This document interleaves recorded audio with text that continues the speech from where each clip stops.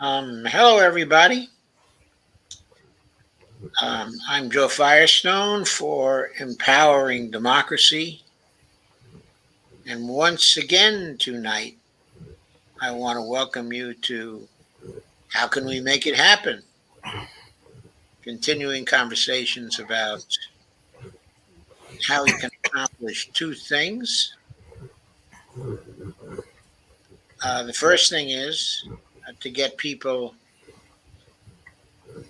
to vote to dump the corruption in Congress and in legislatures at other levels of government, okay, as well.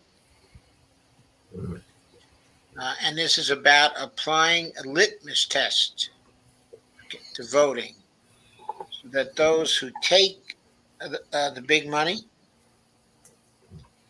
okay, are automatically disqualified by the voters voting against them. In that way, we eject those who take the big money out of politics and those who are supported by the big money, okay, in politics. So we eventually get an absolutely clean Congress, a clean House, and a clean Senate. By clean, we mean one which is unaffected by the donors. It's that simple. And the other objective comes out of the recent crushing of the railroad strike by the Democrats. And the idea here is, since crushing the strike was obviously something that was not favored by a number of people in the Congressional Progressive Caucus, the idea struck us that what we should try to do is to get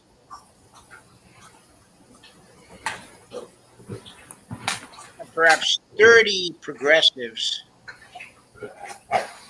to leave the Democratic Party, to do what Kirsten Sinema just did, specifically while continuing to organize the houses of Congress with the Democrats to declare themselves as independents.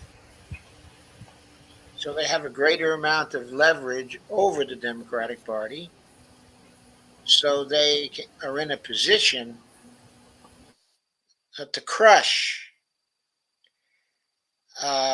this kind of crushing of labor, which just occurred with respect to the railroad strike.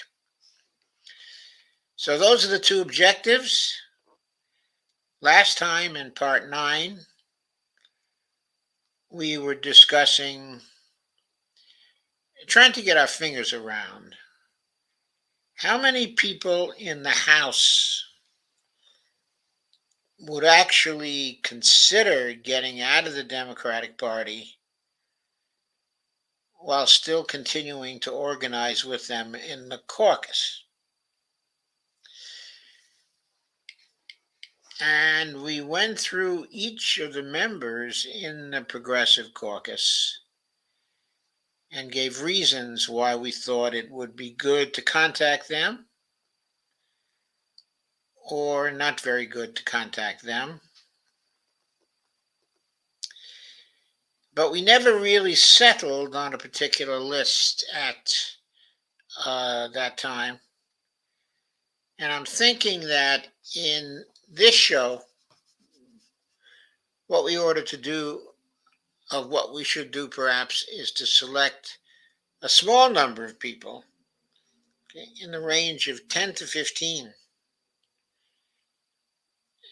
and to start to explore what their attitudes would be towards leaving the Democratic Party and signing up, okay, as independents instead, while also continuing to caucus with the Democratic Party.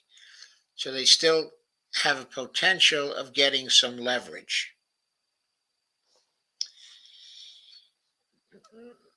So, Dee, what do you think about this?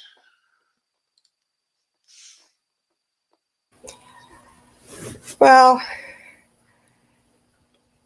yeah, I think we should just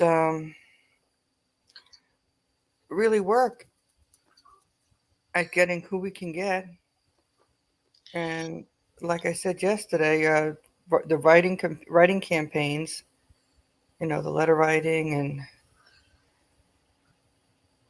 I mean, plus social media. But yeah, it's hard. Yesterday we went through all the people, we saw all their faces, and trying to decide um, would it be possible. It depends on their region. Could they do it? Would it be an obstacle for them? Who has the best chance? And who's more likely to? Okay, so what we want to do now is to pick out some of them, okay, as the best candidates to try to socialize this idea with. See if we can get any of them in conversation. See if we can talk to them and get their feelings on it. Well, we can put together too, like a sample type of letter, so this way people don't feel frustrated about what they should write and how they should write. Right. I think that's a good idea. Because that's usually the stumbling block with a lot of people is how they should go forth, what they should write. Or some people will say, well, I'm really not a good writer, and they'd rather have something pre-formatted. And Yeah, I think that's perfectly reasonable, and that we should give them the materials to do that. yes, I think I'm a pretty good writer. yes, and you know exactly what your goals are. Yeah, as well.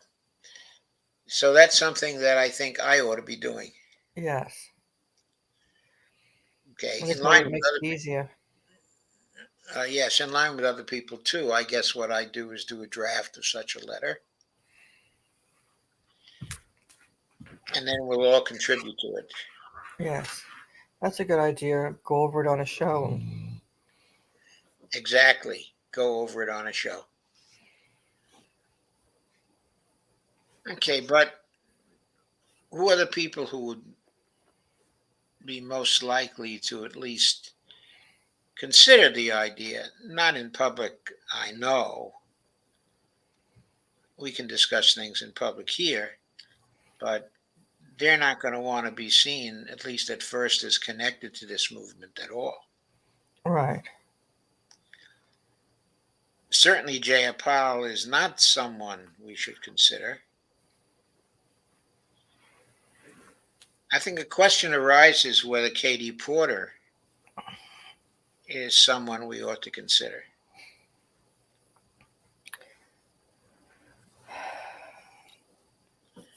She's got a lot of support around her. People like her. She's progressive. Um, Yeah, she's done some really good things, but would it hurt her with getting in office? Would that do, But then again, they would have to get it out to the people that aren't on social media of what we're doing, getting into the newspapers with letters and stuff like that, because you want to make sure that she's got all those people that really understand. People understand in her community what the situation is, because a lot of them are going to hear the Democrats are going to blast against her, and they're going to have their person. And how? Yeah, I was going to say about with donations and what it takes to run a campaign.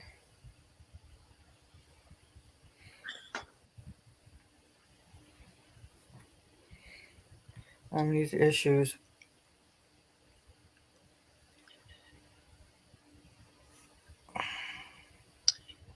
okay. So I don't think I propose Katie Porter. Okay. I think she's fine. She's among the best of the Democratic reps.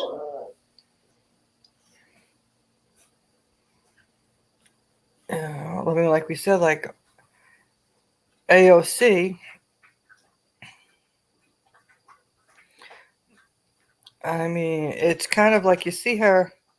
At one point, everybody's after her, and then she's, with Nancy Pelosi. Is she trying to get in with the group, the DNC, more, or is she really wanting to do what she wants to do, and does she really have goals she wants to accomplish? 'Cause like we said, she does have the support behind her, the name support that her district would, vote for her no matter who the Democrats put up there. Oh, I think a district would be willing to vote for her no matter who the Democrats put up against her. But on the other hand, would she want to take on that fight? Exactly. I mean, she went through a lot when she first got in. And she was being very energetic then, and she was. I mean, her name was out there consistently being beat up by the media and the Democrats. Does she want to go through that again? I mean, we could always say, but I'm just thinking of the things that are there, the obstacles that are there. Oh, yeah, we can just see, but I think when we start off, we want to start off by approaching a few people who look to us to be very solid. And I don't know whether AOC fits that profile.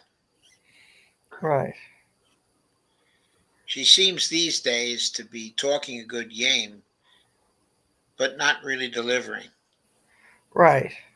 and not really standing fast. Well, I think she's been warned by Nancy Pelosi, Yes, I agree. and And I think, I yeah, think I see her as not standing fast right, because of that, in and response to that. Yes. will things change because she's not gonna? She'll receive the same treatment with the new person in town. Oh, she'll certainly receive the same treatment because she's shown a tendency to cave when she gets that treatment. Right, so they know what to do, how to get Yeah, to her. so the incentive of these other people is to continue doing the same thing to see how it works with her. Right, So if she doesn't want to be the continual butt of the conventional Democrats, at some point she almost has to come out and say, no, here are the things I stand for. They're not the same as the things you stand for. right. And I'm not voting on your side again when what you want conflicts with who I am. And I think that comes with maturity and being around long enough. I mean, she's Yeah, really going to have to evaluate herself and really see what road the Democrats are on and is that favorable to her district. I mean, would it be better for her to go independent to achieve goals for her district? how strong do you think Ilhan Omar is? She's the whip of the CPC. Well, she does have, the support.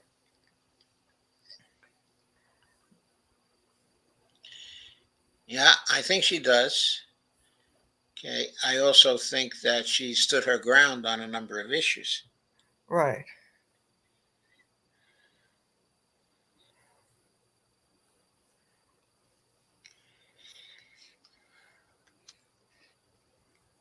Um, we could always say, I mean, write to her. I think she is somebody that's worthy to write to. Yes, I think so too. But I also think that when we start up this movement, we should probably keep it small Right. and at first only contact some of the people in the caucus that we think are really good possibilities to make this move.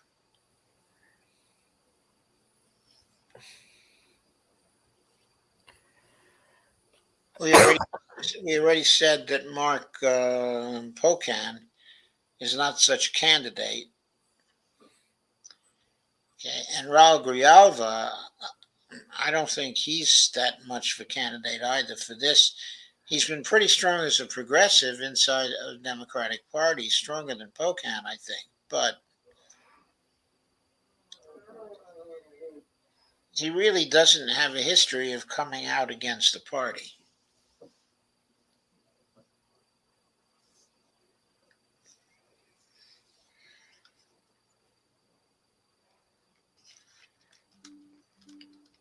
Uh, well, there's always going to be something to think about with each candidate. Yes, there There, always will. there's always a pro and con. Yeah. To me, Jamie Raskin looks like a possibility, and Joe Neguse looks like a possibility.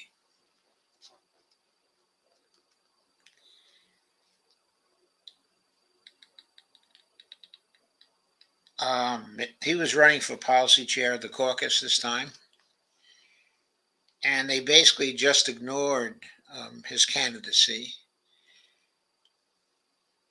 and went right to Pete Aguilar. He's got to be mad about that.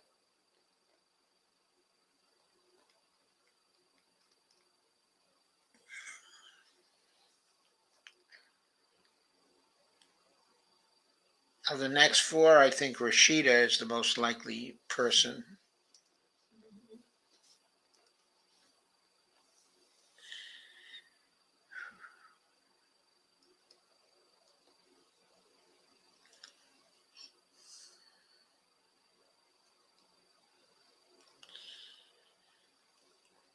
I think we should look carefully at Bonnie Watson Coleman.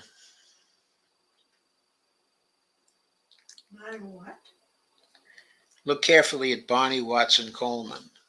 What's that?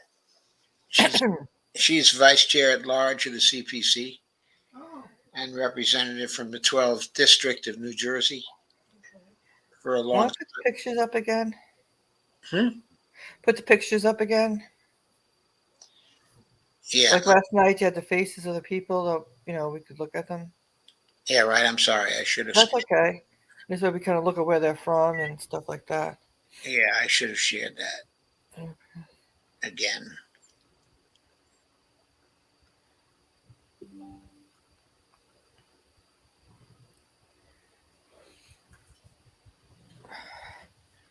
So there is Bonnie Watson Coleman, 12th Uh-huh. district of New Jersey. Whenever I see a bill that seems to be extremely progressive, I see her on it as a co-sponsor. She's the vice chair at large, which probably means they did not give her a portfolio, but they somehow thought it should be an influential spot in the caucus.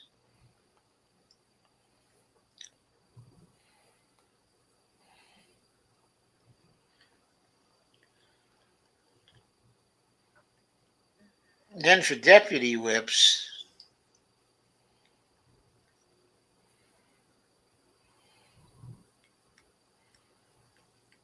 there was Cori Bush.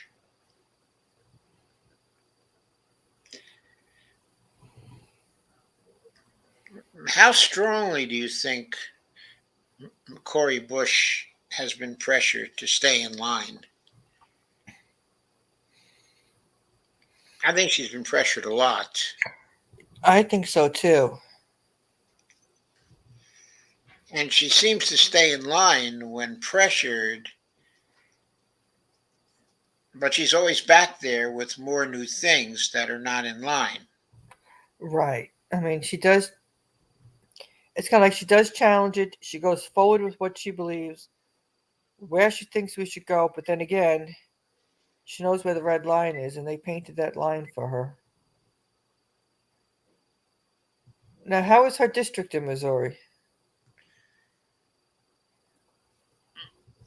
it's been solid for black representatives for a very long time now.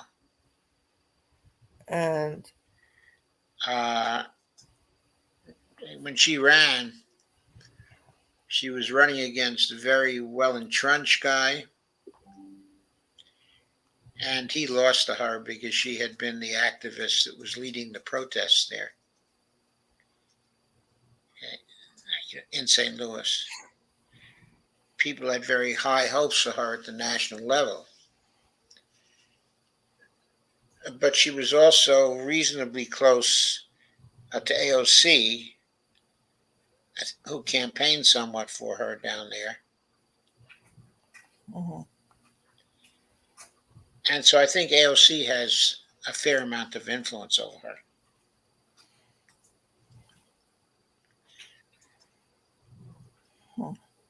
Okay, as of the last night, I talked about Debbie Dingell as maybe somebody to talk to. Right. Maybe she is somebody to talk to, but I kind of thought overnight that her family was so tied in with the Democratic Party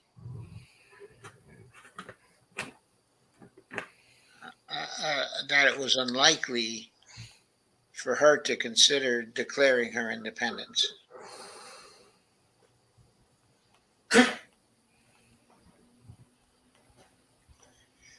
We talked about Ro Khanna, Lloyd Doggett, and Andy Levin, who's no longer there, Mark Takano. I don't think any of them are independent material.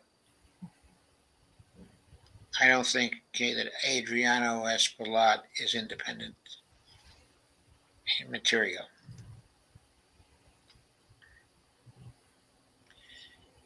Now, Jamal Bowman, I sometimes have a question about.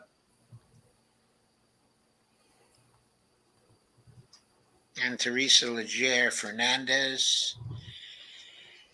I just don't know enough about her to say.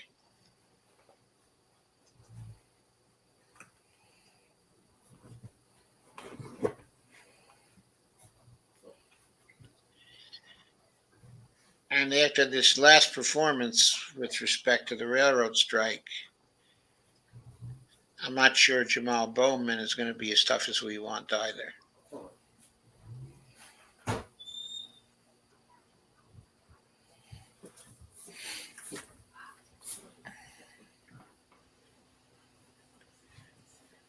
So the executive board member at large was Jan Schakowsky. Very nice. There are good reasons to believe that she would never declare herself independent from the Democratic Party. Yeah, Jan's been around a long time. Yeah, she has, and she's always on the left wing of the progressives. She's beautiful. But she's never moved from there. Yeah, she's comfortable where she's at. It seems so.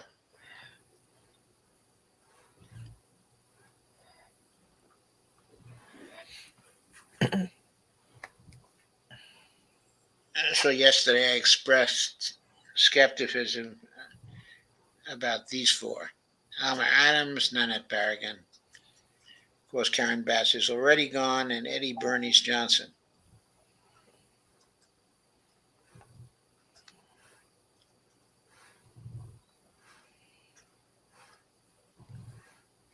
Went through this too fast.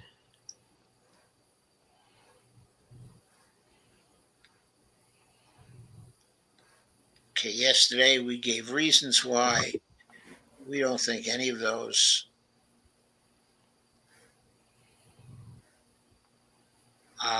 would qualify as a candidate to try to get out of the party. I think the same is true with the next line: Brendan Boyle, Chantel Brown, Andre Carson, and Troy Carter.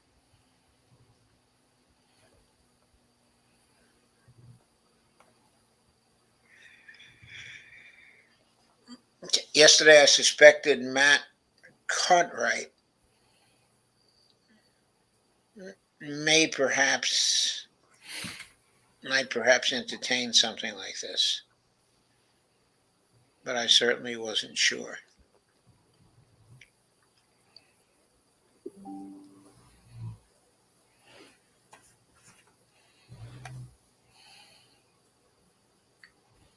I thought that Danny Davis was somebody who might go for this. I guess I still think so.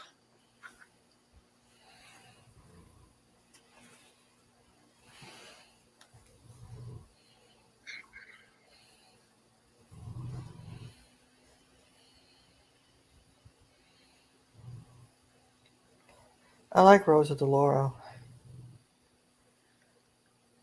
And I'm in Yes, Connecticut. I'm in Connecticut right now, and so before the election, I saw a lot of her commercials there. Did a lot of commercials up for her. I mean, she's good, but she has that problem. Would she really consider leaving the Democratic Party? Yeah, She's been with the Democratic Party for so long, right. and she's tolerated the whole Pelosi period.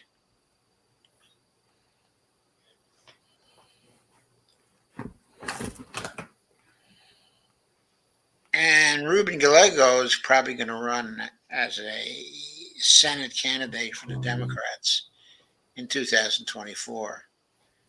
With Kirsten Sinema no longer there, he can practically taste it.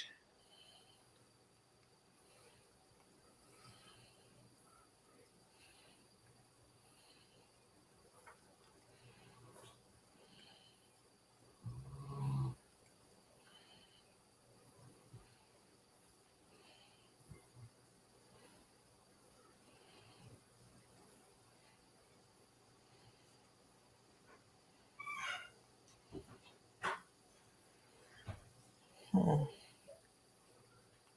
Again, I'm looking at John Garamendi. I don't see him going against it.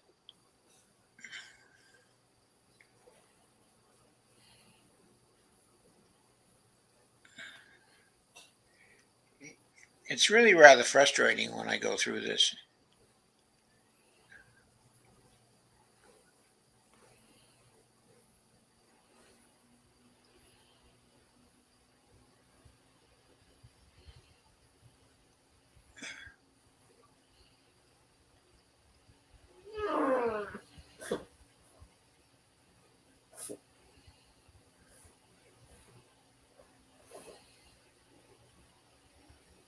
I think maybe Shelley Pingree would be somebody to talk to.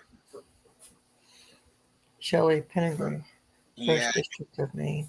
yeah, she was pretty lefty back around 2009, 2010, when the healthcare fight was taking place. She'd be a sleeper, though.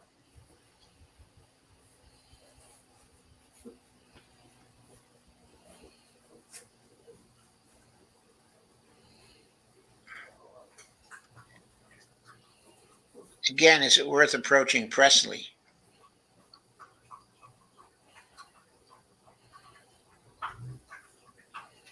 What's that? Is it worth approaching Ayanna Presley? Uh, She seems to be following in the footsteps of Elizabeth Warren. yeah. Yeah, I don't know what's going on in Massachusetts. Well, I think that Elizabeth Warren's getting older, Yeah, she is. and that's what's going on. But I'm just saying with voting, I mean, they're always, it's the money. That's the whole thing, the corporate money. And sometimes they do get Republicans that have enough corporate funding that they do pick up the different districts. You know, and it's always about the safety, even though we look at Massachusetts and we'll say Democrat, but mm, sometimes surprises come in.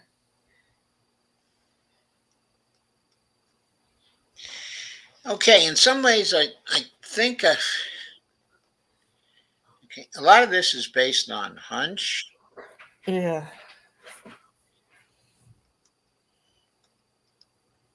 Okay, but I think Nakima Williams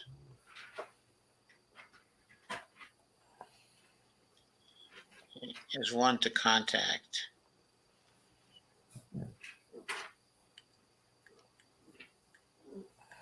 And maybe Melanie Stansbury. She has no performance record at all, though, yet. Okay, Ayanna Presley. That's 3. Shelley Pingree's 4.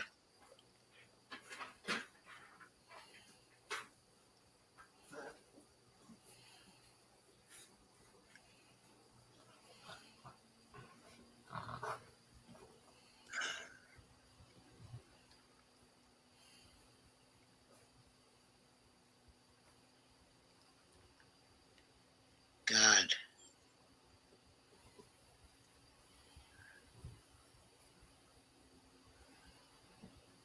5 is Rosa DeLauro.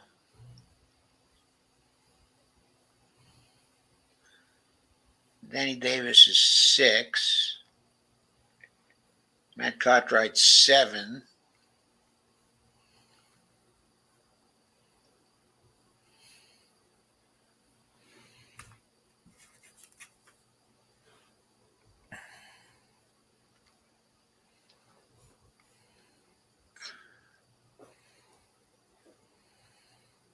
I don't know whether Jamal Bowman would be ready.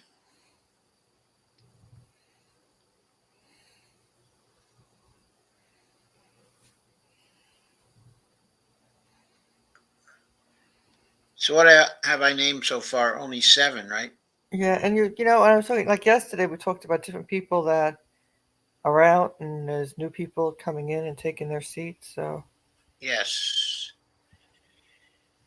Yes, I think the new people are worth approaching.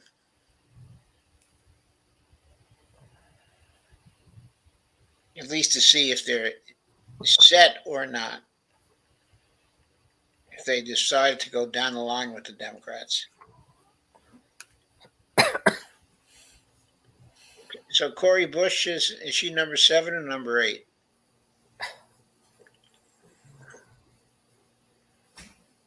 Bonnie Watson Coleman would be 9. Rashida would be 10.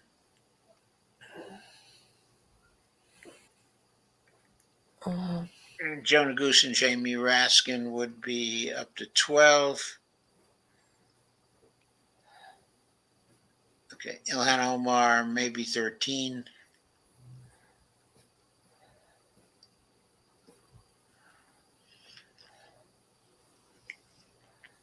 So what I'm thinking is maybe we ought to focus on contacting those 13 yes, and subjecting them to some activity.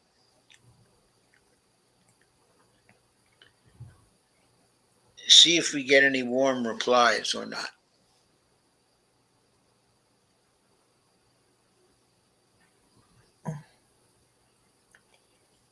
that's a good idea, and see go from there. It's just a place to start.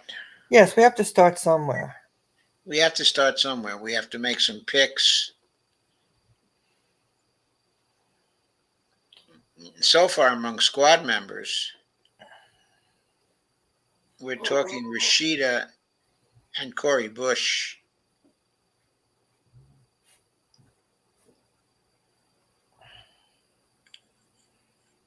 So that's only 2 out of the 6. And new people coming in, there is Delia Ramirez, okay, in Illinois. She won. Hmm. Summer Lee, of course. Oh, Summer Lee had some battle getting in. She did, but she really showed tough there. Yes, she did. She was really, really tough.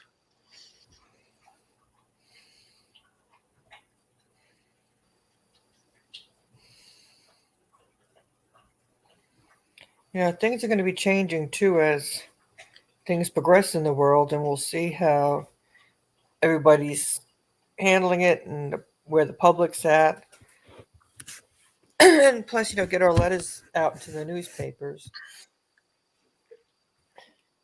We have to see how things are going to change. But we got to pick the people to start with. Yeah, we've got the picture to start with, but we also know that things are going to be changing, and yes, we have to get started somewhere. We got to get started with the people we mentioned. Yeah, and that we have to be adaptive. Yes. There's also Greg Kassar in Texas.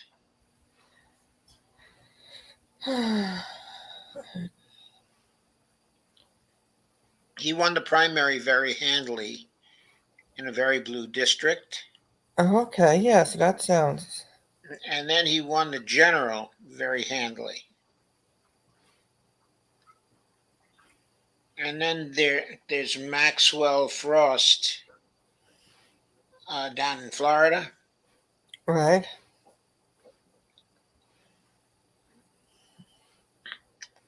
He should probably at least be contacted. But some people think he was already showing signs of moving towards the center by the end of his campaign. Yikes.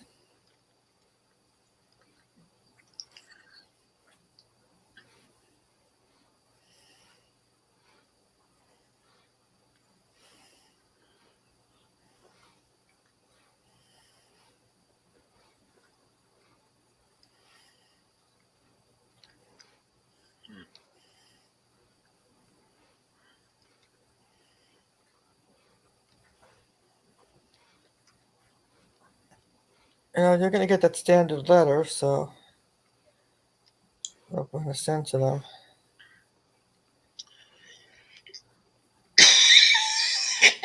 Yeah, we got to get that letter together so we can send it out and get it going. Yeah, but we got to decide on who to send it out to first. Right. That's what we're doing now.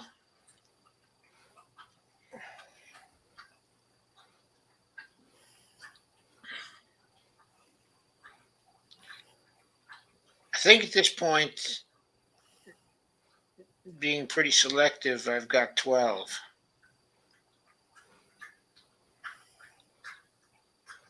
And squad members, there are only 3: Rashida, Corey,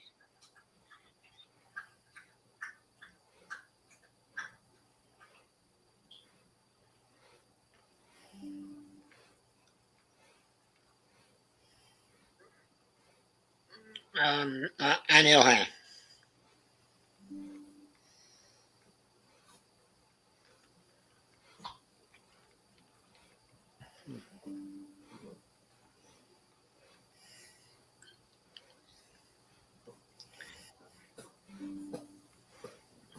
Okay, now let's talk about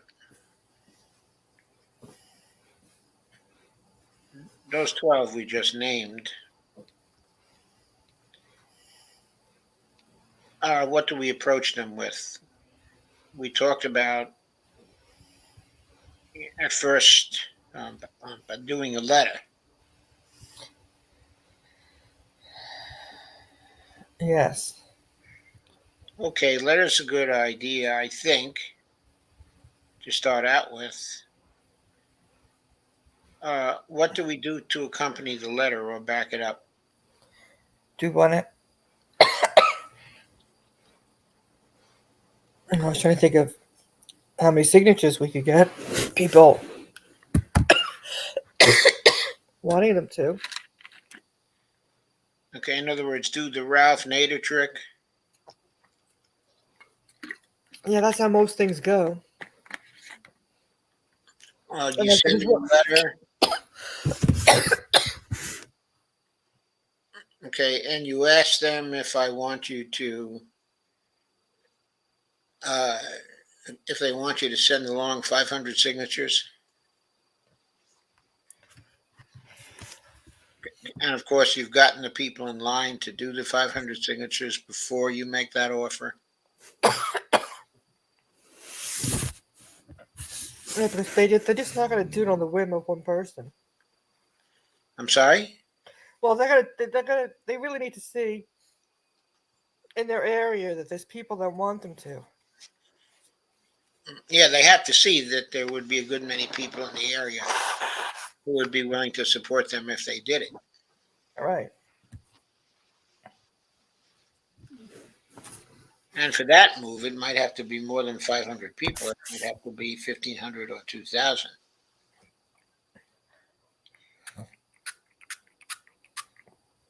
So then we have to talk about what our plan is for getting as many signatures as that.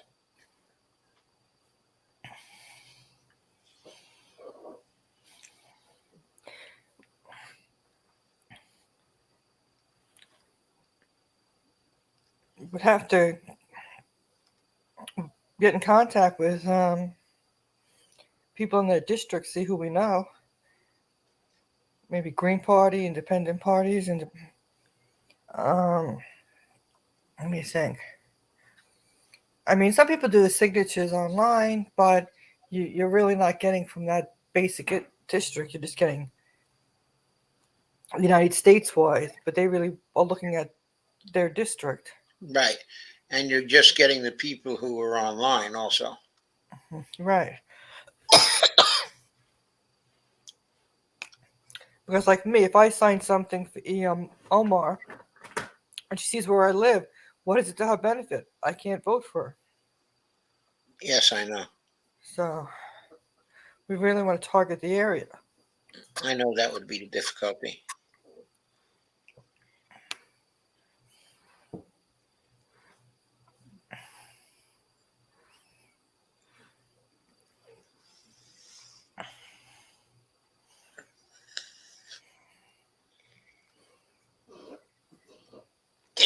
Excuse me.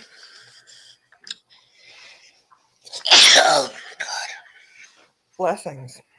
thank you.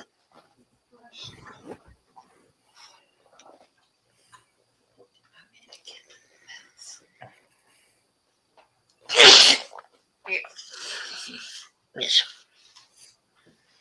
Okay, let's take a look at some comments. Okay. Not too many tonight. Uh,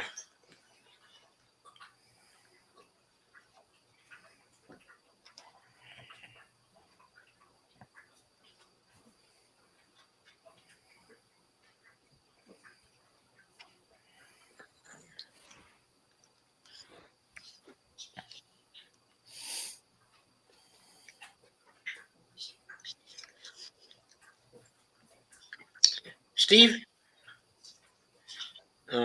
Steve Wolfbrand said, I just super chatted Sabby to have Joe on the show to discuss dump the corruption.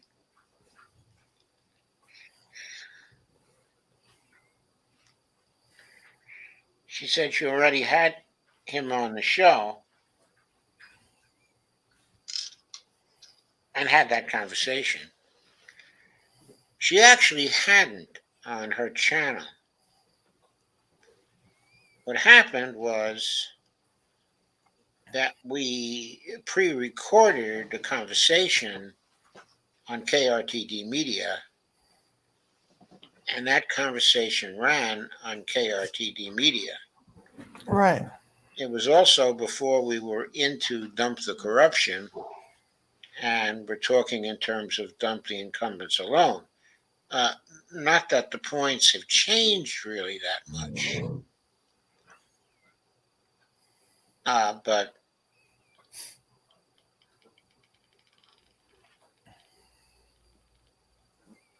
if she's still not interested in it, after the fiasco of the last election,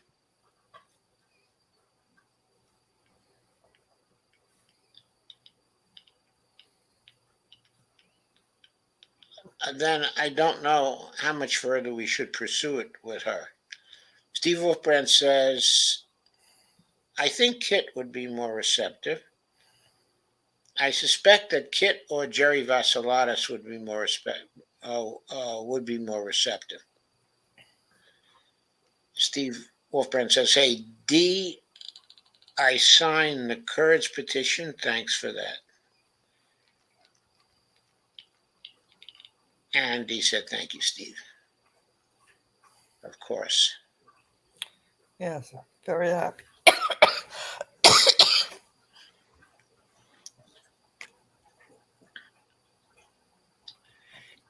Okay, any further thoughts, D?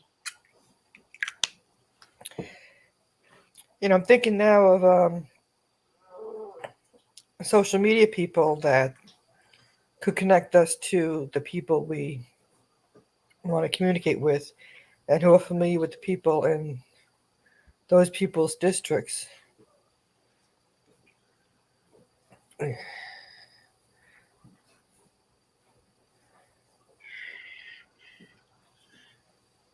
In that case, I think what we have to do is match the social media people we know uh, with the people who are representing them and see if any of those people are in our target audience. Right. So that's something we can take on.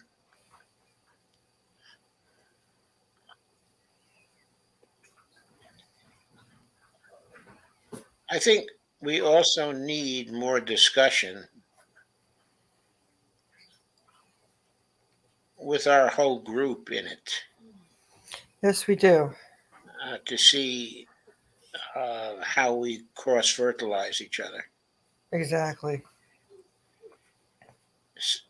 Specifically, we need all five of us at least in on one of these sessions. Yes. Yeah, it's just a lot to it. When you really start diving down there. Uh, I think there's a lot. It seems to be less straightforward to work on the problem of getting progressive Democrats to leave the caucus and turn independent. It seems like there's a lot more to figuring that out, okay, than to figuring out how to approach the first problem, which seems to be that we go to other hosts and try to get on their programs. Right. So the word is getting out more. Yeah, the word K is getting out more. I think that if Steve got the reaction he did from Sabby, that there's little we can do more with Sabby, okay, unless we get uh, quite a few people suggesting that she have me on her show. Right. It's probably not enough to get one person.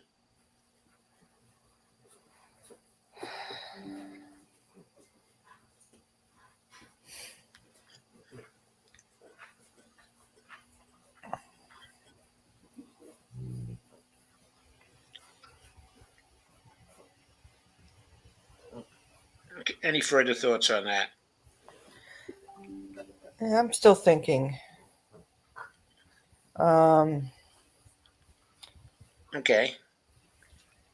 Okay, while you think, I'm going to mention to Steve Wolfbrand, who says, "I mentioned to Kit to have you on to discuss MMT. He said that's a good idea." Uh, Steve says, "Kit has totally left the idea of a duopoly, but so has Sabby. They both have totally left that idea." But this is it's not really a question of a duopoly. Okay.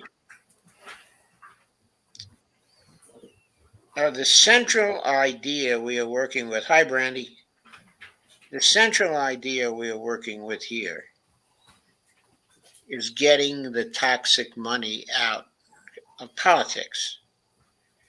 Now we think that if we do dump the corruption in that way with the litmus test, that will break the duopoly. We do think that's going to be one of the side effects, but we're not actually doing dump the corruption to get rid of the duopoly. We're doing dump the corruption so there's no more money, big money in politics, essentially distracting people from representing their constituents. We want to get rid of the big money so they'll pay attention to their constituents. That's the central thought.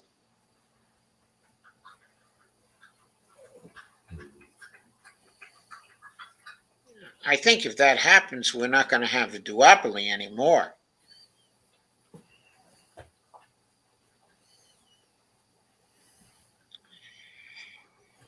Okay, any other thoughts at this point?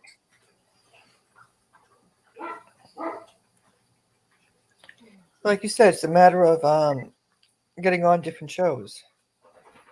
And like maybe enough of us have to ask. Oh, yes, I think we all have to ask, and we probably not only have to ask just one or two of the streamers, but I think we have to have a larger group essentially beating the drums. Yes. And it shouldn't be just to have me on. It should be to have the whole panel of us on. Right. I think it's important that we present ourselves as a movement with a panel of people who are part of the movement, Right. who have slightly different takes on that movement. Yes, that makes sense. Yes. And that's also useful from the standpoint of getting other hosts involved in the movement.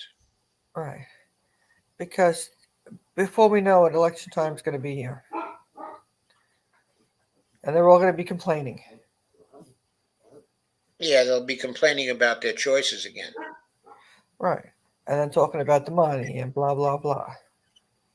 Let's try to do something now. Let's try to get it going. That's what I think.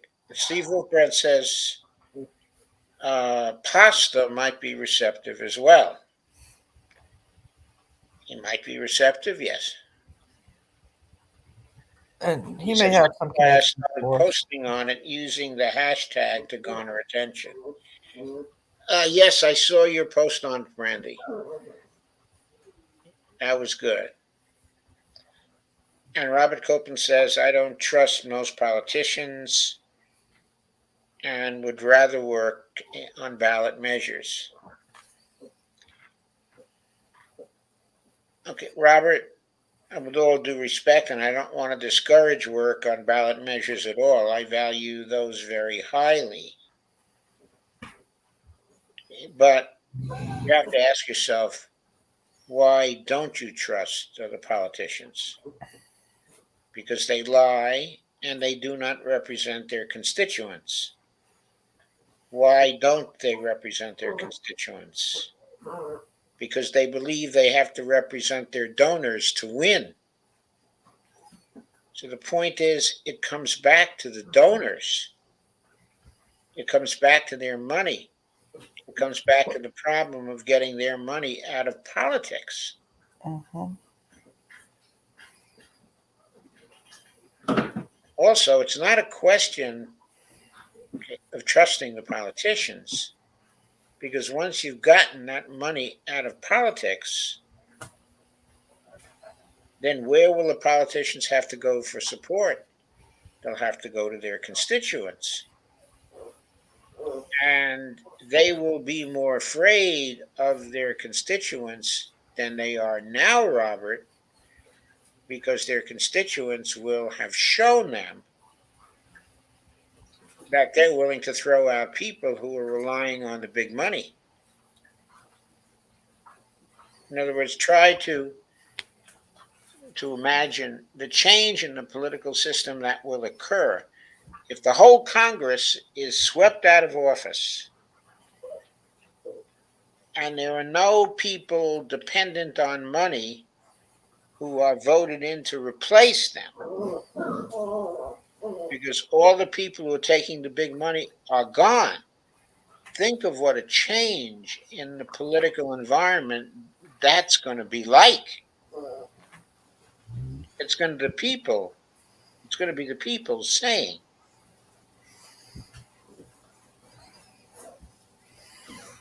we are not going to vote anymore for people who are taking the big money. We Right.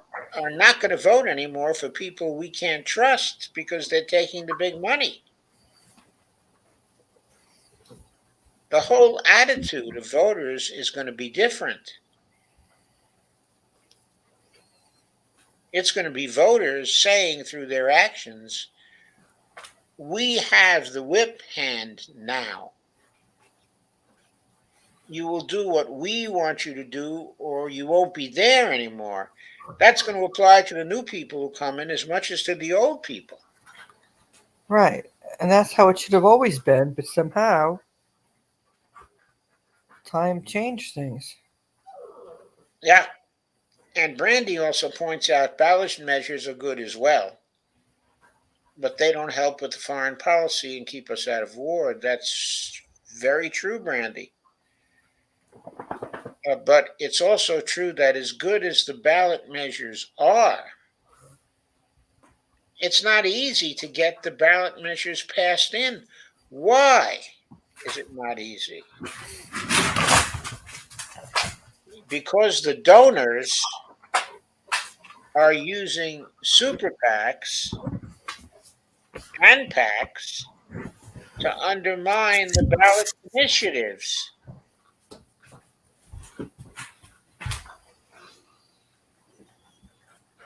As long as that is happening, you still won't be able to get any measures through legislatures. You won't be able to get any measures through Congress because, of course, there are no ballot initiatives at the national level. So, ballot initiatives are good for some things, as Steve Wolfbrand says here, but they do not govern. No, they do not govern. And we also have to consider the question of the rapidity of what we want to accomplish. Okay, I love the efforts of whole Washington. Okay, in Washington, those efforts have been tremendous. And I've worked with the whole Washington people, as you know, and with the Red Berets as well. So, how many years have they been at it now? How many years has whole Washington been at it now? Is it 5 years? Is it 6 years? Why is it taking so long? It's taking so long because the money is making itself felt in Washington. Most of the legislatures won't take up the legislation that we're trying to pass in Washington. That's why we turn to ballot initiatives in the first place, because the legislatures remain corrupt. But it's the time factor that's really important. 5 years to get a ballot initiative through in one state. We don't have that kind of time to deal with a climate emergency. We don't have that kind of time to not have Medicare for all through. We need Medicare for all like yesterday. We need to be able to meet the climate emergency right now. Uh, the ballot initiatives don't change the whole political atmosphere, but a successful dump the corruption movement would change the whole political atmosphere. That's the point. You get rid of the whole House and you get rid of the one third of the Senate in a single election because they're taking the big money. Then you've made an impression. You've changed the atmosphere. Then money in politics is under attack in a really serious way.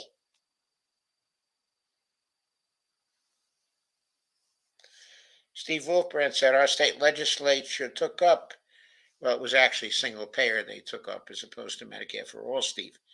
But anyway, got tabled both times by Democrats. Why did it get tabled by Democrats? We all know why. It was the donor money. It was the donor money that got it tabled by Democrats.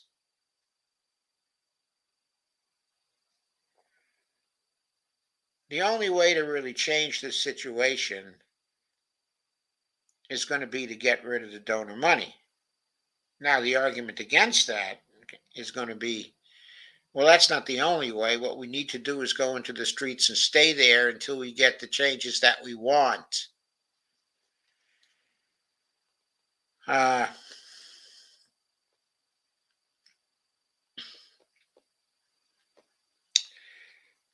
Does that really work? Does that really work? I don't know. There are a lot of countries where people have gone into the street for a very long time. The movements in Latin America are very impressive when it comes to going into the streets. Um, Look at the Bolivian movement and how much it's accomplished. But it's still slow going. It's still subject to coups.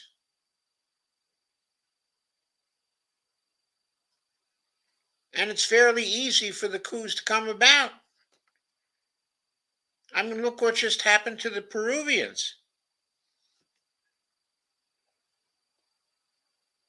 I mean, how long was he in? 5 months? 4 months, and there's a coup already. He didn't get a chance to do anything. So you can have big movements and you can have people go into the streets. But look at history. You don't get really major changes until you have a revolution. And generally speaking, the revolutions involved have not been peaceful. Yes, you need these great social movements backing you up. But the great social movements need the legislatures who are honest and who listen to the people in the Congresses, in the legislatures at all levels. How are we going to get those people in? It's got to be through dump the corruption. Robert Copeland says, Joe, you're going to have to educate the public or your plan won't work. Well, I completely agree, Robert. We're trying to start a movement to educate the public, both educate the public and get the public to act by using the litmus test when they vote so no toxic money gets into office. Sure. What have we been talking about here? We've been talking about contact other streamers, getting exposure to our ideas, getting other streamers doing dump the corruption shows themselves, independent of ourselves. That's all about educating the public. And that's what we're doing. It's not happening very fast yet. But we haven't tried actually the approach of trying to get support from a lot of different streamers. So we have to see how that works. Steve Wolfman says Portugal had a peaceful revolution. I was next door in Spain at the time. Well, I'm not sure we're referring to exactly the same thing, nor am I sure how much change occurred in Portugal as a result of that particular revolution. I'd have to be more familiar with that particular case.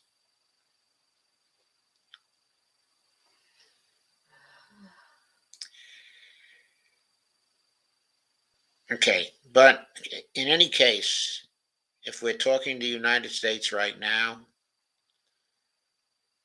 we go nowhere with people in Congress who are beholden to big donors.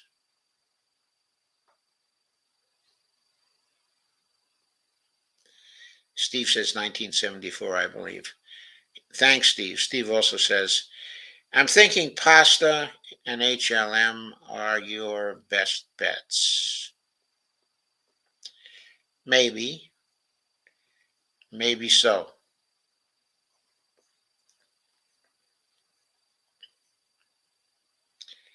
Okay, I still think Jimmy Dore is a good idea too.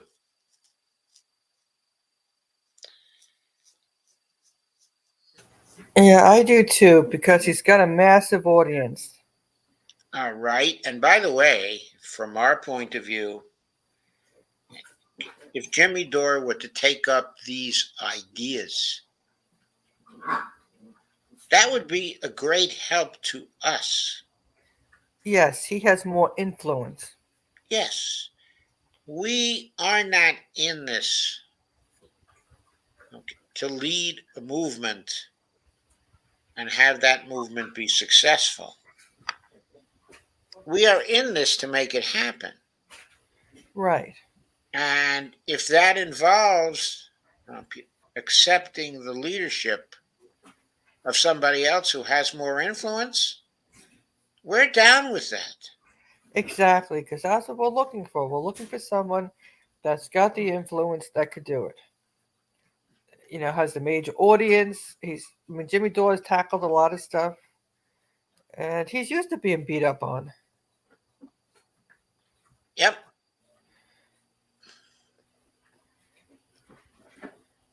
Okay, so I think that's going to do it for tonight. Thank you for coming. Thank you, Steve, for all the good suggestions. And thank you, Robert, for your comments. And thank you, Brandy, for your comments, okay, as well. Okay, I'm sorry you weren't able to make it earlier, but I completely understand because it so happened that around 8 o'clock or so, I was feeling pretty tired too. So I know exactly how you feel. Yeah. Okay, Been a thanks busy week. everybody for coming. And also thank you, Dolores, for co hosting again tonight. Yes. Thank you for having me. I certainly appreciate it. So, good night, everybody. Yes. Good night, and Brandy and D tomorrow night at 8 p.m. Brandy and Dee Christian Zionism tomorrow night at 8 p.m. And at Eastern Time. okay, if you open up the stream link to me, I will be there too. Yes, it should be a great conversation. Saturday's a hangout night where we talk for a long time. So I think it should be a great discussion. Yeah, I think it should be a very interesting discussion too. Are we going to get into Zoroastrianism in that particular Yes, we'll discussion? get into the ancients that, there was other people around. It wasn't just like the way they try to present things, like there was only these few people and this straight line, a small group. There was other people all around. There were people beforehand. So, Yep, I entirely agree. so I it's think like, Zoroastrianism had a lot to commend it. It basically lost out to Islam due to force of arms. exactly. And that's the thing I can't stand. I can't stand that whole force of arms with anything. I just don't.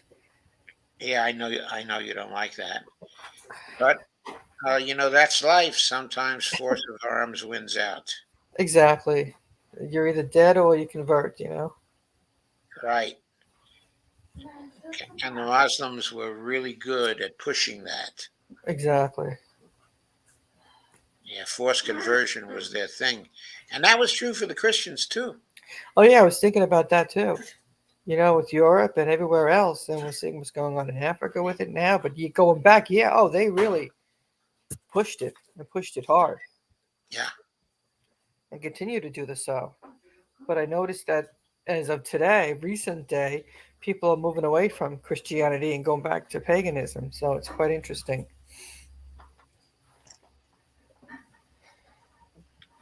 But tomorrow night we'll go into the Oh, you ancient mean history. the witchcraft thing? Yeah, that's what the Christian militias with that in Africa now. And that goes back. And when I was reading up with Christian Zionism, they talked about Christian Zionism in Africa, and I'm like, yeah, I see it. There's no mercy, and all kinds of stuff is told to people to scare people into converting and believing what they're told. Otherwise, this, and this, and they tell quite scary stories too. Yeah, it's interesting how they connect witchcraft to Christianity. They use it as a Yeah, they tool, use witchcraft.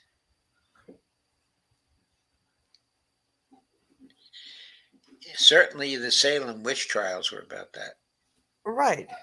And yeah, and especially with the Salem witch trials, just using anybody could be the same thing.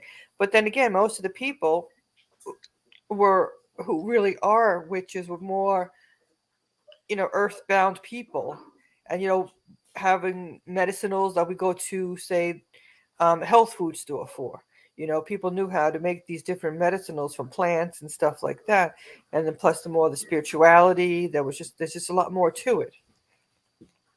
But the fact was, we want to convert people, so we're going to create something scary about these people, and anybody that's different, we're going to say they're a witch. And Brandy and I, on one of our shows, we noticed too, people with neurological conditions, mental health conditions,